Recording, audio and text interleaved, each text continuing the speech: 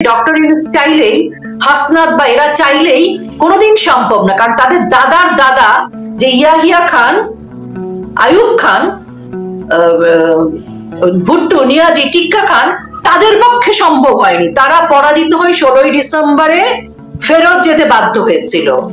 এবং তাদের যে দোসররা, তারা এখন যে কিলবিল করছে বাংলাদেশে, এই কিলবিল বাহিনী যতই করুক, তারা এখন ধরেন বাংলাদেশে রক্তগঙ্গা মানে বইয়ে দিচ্ছে, বাংলাদেশে লাশ, নারীর সম্ভ্রমহীনতা কি না করছে তারা। ছোট 3 বছরের বাচ্চাও রেহাই পাচ্ছে না, নারী শিশুও বাদ যাচ্ছে না, 3 বছরের ছেলে শিশু বাদ যাচ্ছে না। কিন্তু তারা যতই করুক, এখানে যতই জঙ্গিবাদকে তারা অভয়ারণ্য করুক, যতই জাহাজ ভর্তি জঙ্গি আসুক, অস্ত্র আসুক, তারা যতই জেলখানা থেকে জঙ্গিদেরকে মুক্ত করে দিক, কোনো লাভ নাই।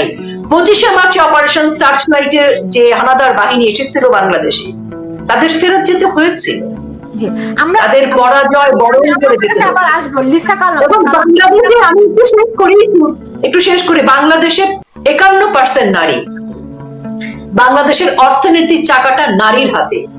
তো এই নারীরা শেখ হাসিনার কর্মী। কারণ শেখ হাসিনার কর্মী এই কারণে, শেখ হাসিনা মেয়েদেরকে আত্মনির্ভরশীল করতে শিখিয়েছে, মর্যাদাশীল করতে শিখিয়েছে, সাহসী করেছে, তাদেরকে নিজের পায়ে দাঁড়ানো এবং একজন আত্মমর্যাদাশীল নারী হিসেবে সংসারে ভূমিকা রাখা, দেশে ভূমিকা রাখার ক্ষেত্রে, ক্ষুদ্র ক্ষুদ্র উদ্যোক্তা তৈরি করার ক্ষেত্রে আজকে নারীরা কিন্তু যে জায়গায় পৌঁছে গেছে, আপনি চাইলেই এত সহজ না নারীদেরকে আপনি দমিয়ে ফেলবেন, আজকে বৃদ্ধদেরকে দমিয়ে ফেলবেন, আজকে উদ্যোক্তাদের দমিয়ে ফেলবেন, আজকে ভাষার লোকজনকে দমিয়ে ফেলবেন, এটা অসম্ভব।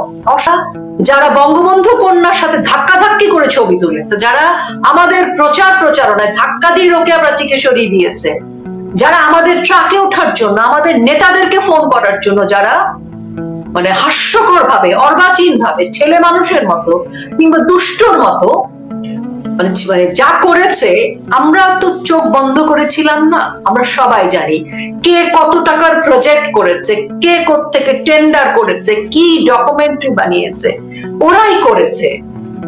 করে তারা হঠাৎ করে আবার অন্যরকম হয়ে গেল, ধোয়া তুলসী পাতা হয়ে গেল। তারা আওয়ামী লীগ চেনে না, বঙ্গবন্ধু চেনে না, 1971 সাল চেনে না, বঙ্গবন্ধু কন্যাকে তো চেনেই না। এবং তারা যেভাবে বঙ্গবন্ধুর কন্যার নামটা নিচ্ছে, কারণ 2 দিন আগে যে চ্যানেল বঙ্গবন্ধু কন্যার সাথে কথা বলছে, বঙ্গবন্ধু কন্যার ইন্টারভিউ নেওয়ার জন্য গণভবনে চলে যাচ্ছে, সে হেডিং করছে, তার ব্রেকিং নিউজে করছে স্বৈরাচার। যে পত্রিকা সারাক্ষণ বঙ্গবন্ধু কন্যার সাথে লেপ্টে আছে, যে বঙ্গবন্ধু কন্যার বাংলাদেশ আওয়ামী লীগের সংসদ সদস্য হয়েছে, বা যারা সারাক্ষণ আওয়ামী লীগের সাথে সম্পৃক্ত, তারা প্রথম যে হেডিংটা করছে, সেই হেডিংটা আমি উচ্চারণ করতে পারবো না। তো এই যে একটা সংখ্যক মানুষ, এরা আমাদের প্রকারান্তরে উপকার করেছে। এরা যে মানুষগুলো বঙ্গবন্ধুর পক্ষে, জয় বাংলা সমর্থক বা স্বাধীনতার পক্ষে, তাদেরকে এইভাবে নিগৃহীত করছে। তাদের যে ধরার পর একটা সিরিয়ালে কাজ করছিল, সে সিরিয়াল থেকে তাকে বাদ দিয়ে দিচ্ছে, সে একটা অনুষ্ঠান করছিল, বাদ দিয়ে দিচ্ছে তাকে, তার যে ক্যারেক্টারটা আগে কনফার্ম হয়েছিল সেখান থেকে তাকে বাদ দিয়ে দিচ্ছে। অর্থাৎ রুটি রুজিতে হাত দিচ্ছে। এবং অনেক শিল্পী দেশের বাইরে চলে গেছে অসম্মান নিতে না পেরে। অঞ্জনা আপার মতো একজন অগ্রজ শিল্পী, তিনি নিতে পারেননি, অসুস্থ হয়ে গেছেন দিনের পর দিন। অনেক শিল্পীকে আমি জানি ঢাকা শহরের বাড়ি ভাড়া দিতে না পেরে বাড়ি ছেড়ে দিয়ে গ্রামে, যে ওনাকে আমি একটু মনে করিয়ে দিতে চাই, যেহেতু উনি এটা লিখেছেন, ঢাকা বিশ্ববিদ্যালয়ের কোন ছাত্র ছাত্রী কিন্তু হত্যার শিকার হয়নি, মারা যায়নি, কিন্তু ঢাকা বিশ্ববিদ্যালয় গণহত্যা চলছে, ঢাকা বিশ্ববিদ্যালয় অন্ধকারে করে মেয়েদের উপর নির্যাতন হচ্ছে, এরকম যে অজস্র প্রপাগান্ডা ছাড়িয়ে, অজস্র প্রপাগান্ডাকে দেশে বিদেশে প্রচার করে তারা যেভাবে সাধারণ শিক্ষার্থীদেরকে, জনতাকে যেভাবে বিভ্রান্ত করেছিল, তো ওনাকে আমি প্রশ্ন করছি, ঢাকা বিশ্ববিদ্যালয়ে উনি খোঁজ নিক এই মিথ্যা প্রপাগান্ডার অর্থ কি। এবং ওনাকে আমি এটাও বলতে চাই, প্রথমে তো আমরা শুনেছিলাম যে হাজার হাজার ছাত্র জনতার মৃত্যু ঘটেছে, পরবর্তীতে যখন জাতিসংঘ প্রতিনিধি সহ যখন এটার তদন্ত করা হলো, তখন এবং বহু শহীদ হেঁটে হেঁটে বাড়িতে ফিরে এলো, তারপর আমরা দেখলাম 800-র উপরে আর উঠছে না গণহত্যার হিসাব। তো এবং এর সাথে কি হলো, আমরা প্রকাশ্যে দেখলাম, সেই ভিডিও ফুটেজে দেখলাম কি করে পুলিশ প্রশাসনের উপর তারা তেড়ে আসছে, পুলিশকে পিটিয়ে পিটিয়ে কুপিয়ে কুপিয়ে হত্যা করছে।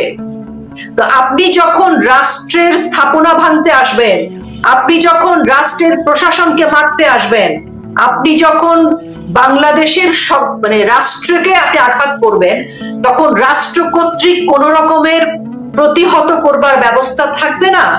দেখেন 5ই আগস্টের পর শাহবাগে কি পরিমাণ জল কামান নিক্ষেপ হয়েছে, কি পরিমাণ শিক্ষার্থীদেরকে ছত্রভঙ্গ করা হচ্ছে, সেখানে শিক্ষার্থী মারা গেছে। আপনি কি সেটাকে গণহত্যা বলবেন? তো শিক্ষার্থী কখন এই গভর্নমেন্ট কখন গুলি করতে বাধ্য হয়েছে? কারণ যখন পুলিশকে মারতে এসেছে। আপনি পুলিশকে মারবেন, গণহত্যার বিষয় দিয়ে এটা এটা যে এই জিনিসটা যেটা হচ্ছে সেটা হচ্ছে এটাই হচ্ছে নেগেটিভ ব্র্যান্ডিং, গণহত্যা গণহত্যা গণহত্যা। আজকে 5ই আগস্ট থেকে 8ই আগস্ট আপনি 3280 জন পুলিশকে হত্যা করা হয়েছে। এই গণহত্যার দায় কে নিবে? আজকে পর্যন্ত যতজন আওয়ামী লীগের নেতাকর্মী হত্যা হয়েছে, এই হত্যার দায় কে নেবে? আজকে পর্যন্ত যতজন নারী ধর্ষিত হয়েছে, যতজন আওয়ামী লীগের নেতাকর্মী ছাড়াও সাধারণ জনগণ হত্যা হয়েছে, লুটতরাজ হয়েছে, খুন হয়েছে, অগ্নিসংযোগ হয়েছে, এটার দায় কে নেবে? কাজে আপনি সমর্থন করছেন, আমি আপনাকে কিছু বলবো না, আমি শুধু অনুরোধ করব যে আপনিও এই বাংলাদেশের, আমিও এই বাংলাদেশের। আপনি যুদ্ধটা আওয়ামী লীগের বিরুদ্ধে ঘোষণা করেছেন, আপনার যুদ্ধ বলবৎ থাকুক, কিন্তু আপনি দয়া করে দেখুন, জানার চেষ্টা করেন, পড়ার চেষ্টা করেন, আপনার তথ্যগুলোকে ভেরিফাই করেন। আপনি যাকে গণহত্যা বলছেন সেই হত্যার যে যারা হত্যা হয়েছে তাদের ঠিকানাটা খোঁজ করুন। সেই প্রতিবেদনে আপনি দেখেন কে কিভাবে মারা গেছে সেই তথ্য নেই, কার বয়স কত সেই তথ্য নেই, সে কত মিনিটে মারা গেছে সেটা তথ্য নেই, সে কিভাবে মারা গেছে সেই তথ্য নেই। এই তথ্যগুলো এখনো মিথ্যা, বিভ্রান্তিকর, কিন্তু আপনি মাথায় রেখে দিয়েছেন, মনে রেখে দিয়েছেন। ময়নাতদন্ত করা যাবে না, লাশ তাদের উত্তোলন করা হলে ময়নাতদন্তের জন্য যুদ্ধ লেগে। কারণ হচ্ছে যে গলায় পাউরুটি আটকে মারা গেছে, তার ভাইকে বলে, তার ভাই জানে না যে পরিবারের ছেলেটি গলায় পাউরুটি আটকে মারা গেছে, তাকে কেন্দ্র করে তো আরেকজন মামলা বাণিজ্য করছে। সেই মামলা বাণিজ্যে তো যারা উপকৃত হচ্ছে তারা তো মামলা দিয়েছে 179 জনের বিরুদ্ধে, কিন্তু যে ছেলেটা গলায় পাউরুটি আটকে মারা গেছে বলা হচ্ছে সে আন্দোলনে মারা গেছে, তার পরিবার জানেও না যে সে আন্দোলনে মারা গেছে, তারা জানে সে গলায় পাউরুটি আটকে মারা গেছে, তাদের কোলে তাদের হাতের মধ্যে মারা গেছে। তো এই যে মিথ্যাচার গুলো, প্রতিবেদনটা ভাই পড়েন, আপনি জানার চেষ্টা করেন, আমি আপনাকে কোনো কিছু চাপিয়ে দিচ্ছি না। এখন তথ্য প্রযুক্তির যুগ, আপনি যে দায়টা আওয়ামী লীগের উপর চাপিয়ে দিচ্ছেন তাতে আওয়ামী লীগের কোনো ক্ষতি হবে না, আওয়ামী লীগের কিচ্ছু ক্ষতি হবে না। প্রশ্ন রাখলাম, কিন্তু মানুষ দেখেছে প্রকাশ্য পুলিশের গুলিতে মানুষ মারা যাচ্ছে, তো দায় মানুষকে দোষ দিয়ে কি লাভ? আমরা তো জি বলেন। সুলতান আপা উপদেষ্টাদের একজন, স্বরাষ্ট্র উপদেষ্টা যিনি ছিলেন তিনি, এবং এখন পর্যন্ত প্রমাণিত 7.62 গুলিতেই বেশিরভাগ মানুষের মৃত্যু ঘটেছে, ছাত্র জনতা, এবং সেই গুলিগুলো এবং তাদের পজিশন, গুলির পজিশন, এগুলো তো ভাই সায়েন্স, এটা আমি আপনি বানিয়ে বলতে পারবো না।